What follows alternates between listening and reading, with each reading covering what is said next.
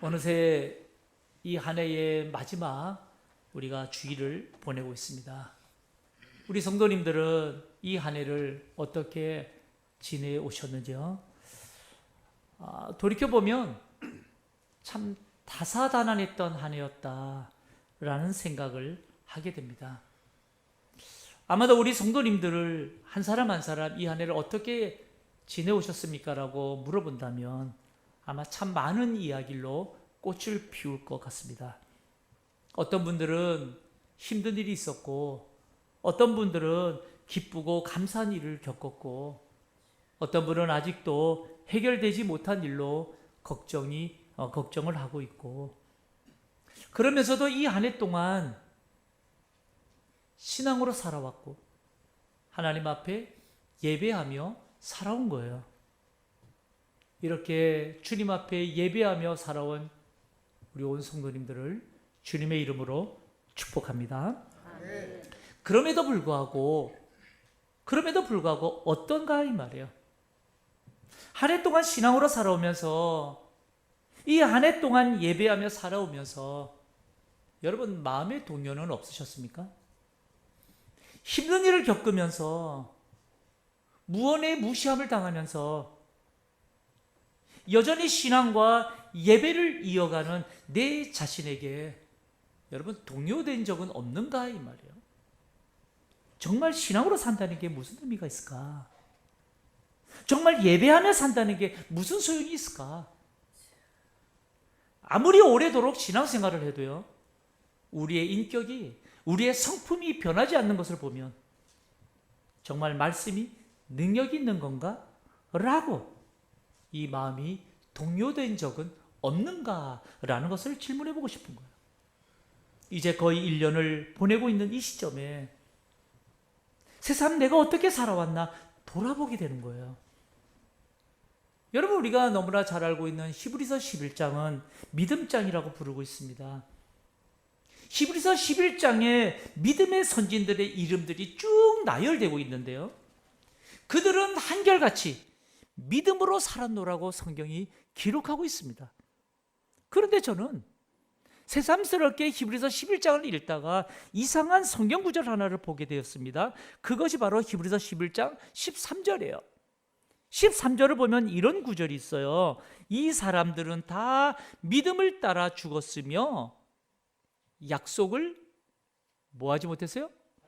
받지 못했대요. 이 사람들은 다 믿음을 따라 죽었으며 약속을 받지 못하였으되. 여러분, 여기서 이 사람들은 누구를 말하는가 하면 믿음으로 살았던 믿음의 선진들을 말해요. 믿음이 없이는 하나님을 기쁘시게 하지 못함을 알았던 믿음의 선진들, 그들을 말하는 거예요. 이 사람들이 다 믿음을 따라서 살다가 죽었는데 이상한 것은 약속을 받지 못했다고 말하고 있습니다. 약속을 받지 못했다. 여러분, 이상하지 않나요? 믿음으로 살았던 믿음의 선진들, 이들은 믿음으로 살았는데 약속을 받지 못하고 죽었다는 거예요. 저는 이 구절을 보면서 의아한 생각이 들어요. 하나님께 약속을 받지 못한 믿음의 삶, 무슨 의미가 있나? 무슨 의미가 있나? 응답받지 못하는 이 우리의 기도의 삶이 무슨 의미가 있나? 더 이상한 것은 약속을 받지 못한 믿음의 삶을 산 이들이 13절 중간에 보면 이런 말씀이 있어요. 13절 중간에 보니까 약속을 받지 못하였으되 그것들을 멀리서 보고 환영하며 또 땅에서는 외국인과 나그네임을 증언하며 살았다는 거예요. 여러분, 이 믿음의 선진 이들이 약속을 받지 못하였지만 그 약속을 멀리서 보고 환영하며 살았다는 거예요. 약속을 받지 못했지만 이 땅에서 이미 약속을 받은 줄로 믿고 환영하며 살았다는 거예요. 뿐만 아니라 이 땅에서는 자신들이 마치 외국인처럼 나그네처럼 여기며 살았다는 거예요. 성도 여러분, 우리 같았으면 어땠을까요? 우리 같았으면 내 기도가 응답되지 않는다면 여러분 기도할 자가 있나요? 내 삶이 이 땅에 나그네라고 이 땅에 뿌리를 내리지 않고 산다고 한다면 여러분 그렇게 살 자가 있을까요? 말은 할 수 있을 거예요. 흉내는 낼 수 있을 거예요. 나는 믿음의 사람으로 내 마음은 본향을 향하여서 나는 나그네로 살고 있다라고 말은 할 수 있을 거예요. 그런데 믿음의 선지들처럼 정말 이렇게 진실되이 이런 마음으로 살지는 못하지 않느냐라는 거예요. 그래서 우리는 어떻게 해요? 늘 마음에 동요가 일어나는 거예요. 마음에 동요가 일어나는 거예요. 약속을 받지 못한 채 그 약속을 멀리서 환영하며 산다는 것. 여러분 이건 너무나 힘든다 이 말이에요. 힘든 얘기. 그래서 마음에 동요가 일어납니다. 이렇게 신앙으로 산다고 무슨 의미가 있나? 이렇게 응답되지 않는 기도를 기도한다고 무슨 소용이 있나? 우리는 1년 내내 우리의 마음의 동요와 함께 그렇게 살아가고 있다 이 말이에요. 그런데 성도 여러분, 그럼에도 불구하고 이런 마음은 동요가 되지만 그럼에도 불구하고 여전히 우리는 주님 앞에 기도하고 있고 여전히 주님 앞에 예배하고 있고 여전히 52주 매주마다 찬양대회에서 찬양하고 있고 오늘도 믿음으로 살고 있다는 거예요. 수없이 우리의 마음이 흔들리고 좌절과 낙심을 반복하고 있지만 우리는 여전히 믿음으로 살겠노라고 오늘도 주님 앞에 나와 예배하고 있다 이 말이에요. 이렇게 사는 삶이 뭐냐 이 말이에요. 이렇게 사는 우리의 삶이 뭐냐? 이렇게 사는 우리의 삶이 정말 의미가 있을까? 2024년도 12월을 보내는 마지막 주일날 우리가 한번 고민해 보자 이 말이에요. 이렇게 살아가는 우리의 삶이 정말 의미가 있을까? 우리 성도 여러분, 창세기 말씀을 보면 하나님의 천지창조 역사로부터 시작되고 있습니다. 이 천지창조 역사에 피조물인 인간이 죄로 타락하면서 타락한 인간이 어떻게 살아가고 있는지 그들의 역사가 기록되기 시작하죠. 결국에는 그 모든 하나님 역사의 마지막은 요한계시록을 통해서 마무리되고 있습니다. 다시 말하면 천지를 창조하신 하나님이 어떻게 그분의 역사를 마지막 장식하고 있는지를 보여주고 있는 것이 바로 요한계시록이에요. 요한계시록. 그런데 요한계시록을 보면 이 세상 마지막 때가 되면 하나님이 이 죄악된 이 세상을 심판하심으로 마감하겠다라고 합니다. 그때 하나님이 마지막 이 세상 말세 때의 죄악을 심판하실 때 내릴 이 재앙은 일명 3대 7중 재앙이라고 하는 재앙을 내리십니다. 3대 7중 재앙. 이 3대 7중 재앙이 뭔가 하면 세 가지 각기 다른 재앙을 임하는데요. 세 가지가 각기 다르게 재앙이 임하는데 각 재앙마다 공통되게 7번씩 내려져요. 7번. 그 중에 오늘 우리가 읽었던 본문에 등장하는 재앙은 두 번째 재앙이 나팔 재앙이 나옵니다. 나팔 재앙. 심판주께서 재앙의 나팔을 불 때마다 이 땅은 피 섞인 우박과 불이 땅에 쏟아진다거나 불붙은 큰 산과 같이 이 산과 같은 것이 막 바다에 던져져서 바다가 피로 변한다든가 하는 이 심판 예언의 말씀이 세상 마지막 때에 심판 재앙의 나팔 재앙으로 임한다는 것을 이 요한계시록이 기록하고 있어요. 그런데요, 사실 이같이 마지막 재앙에 대해서 우리가 모든 것을 명백하게 이해하기에는 사실은 이 마지막 심판의 예언의 말씀은 굉장히 난해한 문제들이 많이 있습니다. 그래서 그런지 이 이단들은 이것을 이용해서 계시록을 가지고 억지로 막 창세기와 짜맞추기 하면서 막 억지로 풀고 자기 뜻대로 풀고, 그래서 그것이 마치 대단한 것처럼 그렇게 말하고 선전해요. 그런데 여러분, 대부분 사실은 영적 무지에서 오는 이 교만인 경우가 대다수예요. 우리가 알아야 될 것이 있습니다. 우리가 알아야 될 것이 뭔가 하면 요한계시록을 읽을 때요, 그 어떤 것도 우리가 완전하고 명백하게 이해할 수 없다는 거예요. 그래서 난해하거나 모르는 것은 모른다고 하고, 이해 안 되는 부분은 이해 안 되는 것으로 넘겨서 성령님의 조명하심이 있을 때까지 겸손히 하나님 말씀 앞에 서는 게 우리의 몫이 아닐까 생각합니다. 그럼에도 불구하고 그런 가운데 우리에게 명확하게 이해되게 전달해 주는 메시지가 있기 때문에 늘 성경 말씀을 우리가 배우고 묵상해야 되는 거겠죠. 그렇게 세상 마지막 때에 이 말 나팔 재앙이 진행되는 가운데 유독 오늘 본문을 보면 오늘 믿음으로 살아가는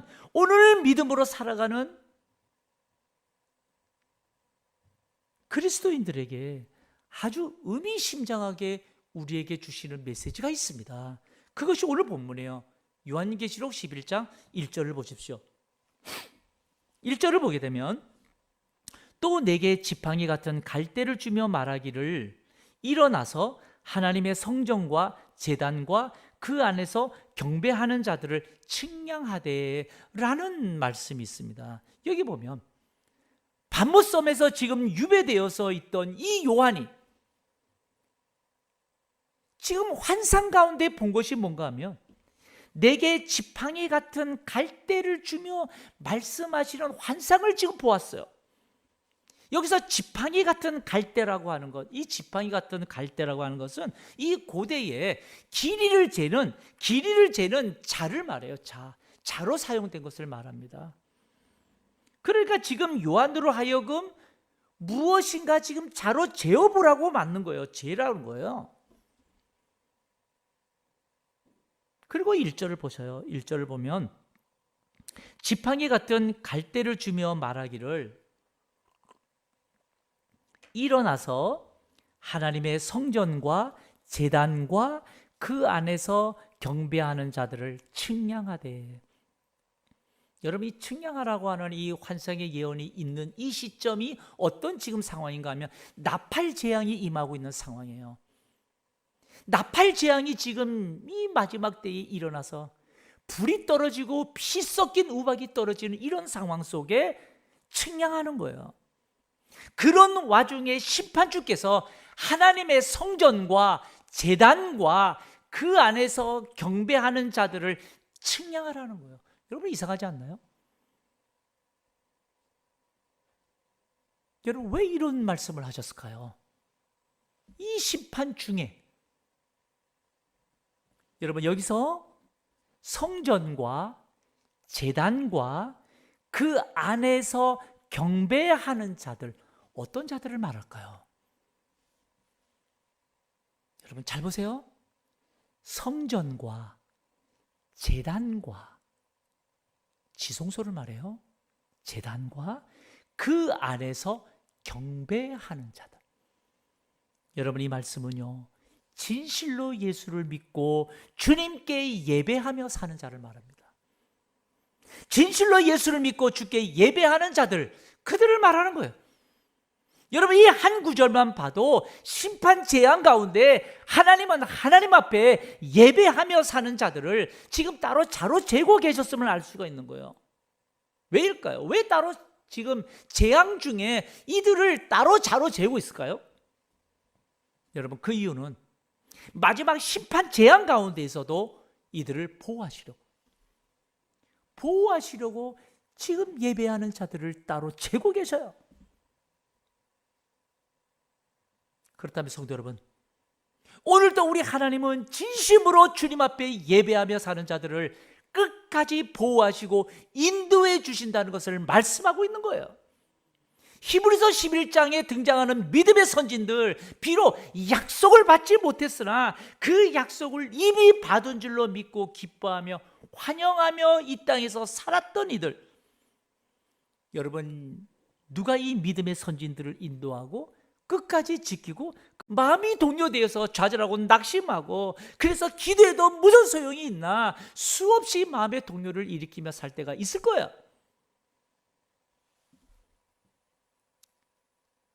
그럼에도 불구하고 우리가 예수를 믿고 나아가는 우리 믿음의 삶에는 누가 나를 끝까지 지켜보고 계시고 끝까지 나를 인도하고 계실까요?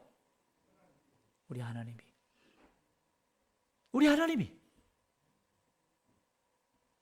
우리 하나님께서 이 세상 마지막 때에 죄의 심판과 재앙을 내리는 가운데서도 하나님의 성전과 제단과 그 안에서 경배하는 자들을 자로재면서 그들을 보호하신다는 것을 요한계시록을 우리 통해서 우리에게 말씀해 주고 있다는 사실 믿으시기 축복합니다.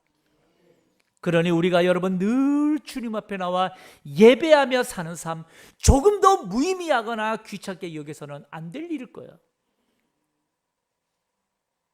오히려 오늘 본문 2절을 보십시오.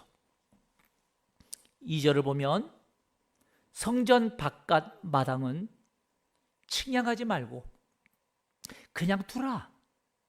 이것은 이방인에게 주었은즉 그들이 거룩한 성을 42달 동안 짓밟았느니라. 여러분, 여기서 성전 바깥 마당은 측량하지 말라 그래요. 성전은 성전인데 성전 바깥 마당이에요. 이 성전 바깥 마당은 이방인의 뜰을 가리키는데요, 이방인의 뜰을 가리키는 이 말은 이방인 뜰에 있는 자라고 하는 것은 뭔가 하면 주님을 믿는다고 말을 해요. 그런데 형식적으로만 믿는 자들을 가리킵니다. 성전과 제단과 거기서 경배하는 자들이 아니라, 진실로 주님 앞에 예배하는 자들이 아니라, 성전은 성전인데 이방인의 뜰에서 주님을 믿는다고는 하지만 형식적으로 믿는 자들을 가리키는 거예요. 그래서 늘 말하는 거, 제발 교회 마당만 밟지 마십시오라고 말하는 거예요. 여러분, 다 의미가 있는 말이에요. 형식적으로 믿는 신앙인들, 우리 예수님도 주여 주여 하는 자마다 다 천국에 가지 못한, 여러분, 이 말씀만큼 두려운 말씀이 없어요. 마지막 심판의 재앙 속에서도 오히려 형식적인 이들에게 하나님의 보호하심이 제외된 것을 보게 됩니다. 더 놀라운 것이 뭔지 아세요? 2절을 보세요. 2절에 보면 이것은 이방인에게 주었은즉 그들이 거룩한 성을 42달 동안 짓밟으리라. 이들이 거룩한 성을 42달 동안, 42달이라고 하는 이 기일을 명시한 것은 일시적이다 이 말이에요. 비록 일시적이지만 이 이방인의 뜰에서 거룩한 성을 짓밟는다는 거예요. 여러분, 짓밟는다는 것은 불신앙으로 분열과 다툼을 조장한다 이 말이에요. 그러나 여러분, 말세일수록 성전을 핍박하고 분열하는 자들이 생겨나고, 그들이 누구인가 하면 이방인의 뜰에 있는 자들, 그저 형식적으로 믿고 자기 의에 빠져서 외식을 구하는 자들, 그런데 이들이 오히려 성전을 핍박하고 성도들을 겁박한다는 거예요. 여러분, 오늘날 여러분, 우리 수많은 교회들을 보셔요. 오늘날 한국 교회들, 여러분, 그들의 현실들을 보면 교회들마다 크고 작은 분열들, 다툼들이 얼마나 많은지 몰라요. 그런데 그 분열과 다툼의 중심에 선 자들은 정작 어떤 자들인가?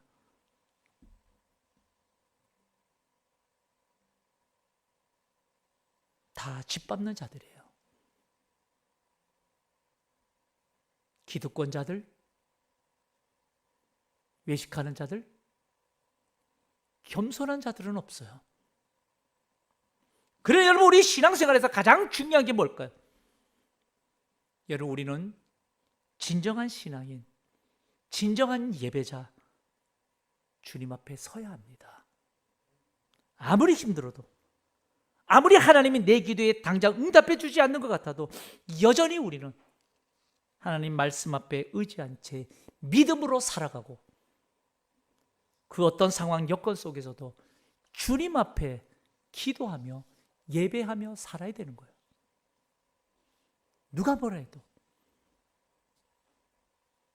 이런 믿음의 사람을 우리 하나님은 이 세상 마지막 재앙 가운데서도 진실된 아버지 앞에 예배하며 경배하는 자들을, 성전과 제단과 그 안에서 이 경배하는 자들을 지키시고 보호하시고 인도한다는 사실을 하나님의 역사의 마지막 마무리하면서 요한계시록을 통해서 증거하고 있다는 거예요. 그래 여러분, 믿음의 선진들은 이 약속을 믿었기에 약속을 받지 아니하고도 받은 줄로 환영하고 멀리서도 기뻐하면서 감사했다는 거예요. 여러분, 하나님 1년 동안 우리를 이끌어 오신 거 내 힘으로 온 것 같지만 아니요, 내 건강으로 여기 온 것 같지만 아니요, 하나님은 내 심장도 뛰게 해주셔야 내가 뛰는 거지. 우리 어떤 모습, 어떤 생각도 여러분 주님의 말씀 앞에 엎드려서 겸손히 성전과 제단과 그 안에서 진정으로 주님 앞에 경배하며 살아가 하나님 앞에 늘 인정받고 칭찬받는 우리 귀한 성도들 다 되시길 주님의 이름으로 축복합니다.